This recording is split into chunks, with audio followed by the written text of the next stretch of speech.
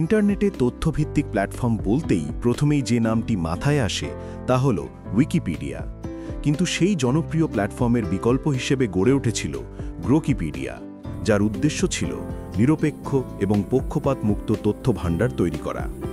শুরুতে গ্রোকিপিডিয়া দাবি করেছিল মূলধারার তথ্যের মধ্যে যে পক্ষপাত রয়েছে তা দূর করাই তাদের লক্ষ্য।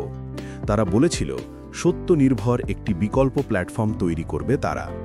কিন্তু সময়ের সঙ্গে সঙ্গে সেই উচ্চাভিলাষী উদ্যোগী এখন পড়েছে চরম বিশৃঙ্খলার মুখে। অভ্যন্তরীণ কোন্দল, রাজনৈতিক দখলদারিত্ব এবং অব্যবস্থাপনার কারণে ভেঙে পড়ছে গ্রোকিপিডিয়ার কাঠামো। পর্যবেক্ষকদের মতে যেই গ্রোকিপিডিয়া একসময় পক্ষপাত দূর করার অঙ্গীকার করেছিল, সেই প্ল্যাটফর্মই এখন নিজেই হয়ে উঠেছে পক্ষপাত, বিভাজন এবং ভুল তথ্যের একটি উৎস।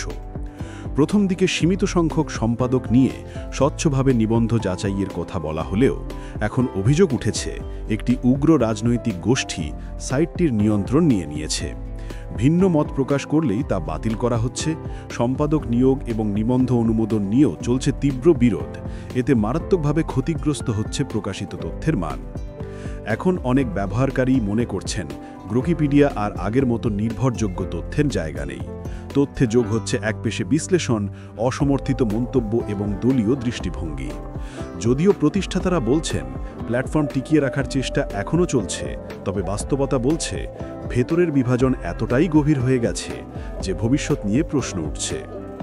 ডিজিটাল এই তথ্যযুদ্ধের যুগে একটি নিরপেক্ষ এবং বিশ্বাসযোগ্য জ্ঞান ভাণ্ডার তৈরি করা সত্যিই কঠিন, আর গ্রোকিপিডিয়ার বর্তমান অবস্থা তারই একটি বড় উদাহরণ।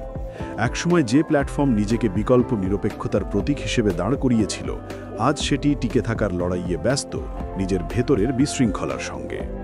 এরকম আরও টেক আপডেট পেতে টেক ওয়ার্ল্ডের সঙ্গে থাকুন।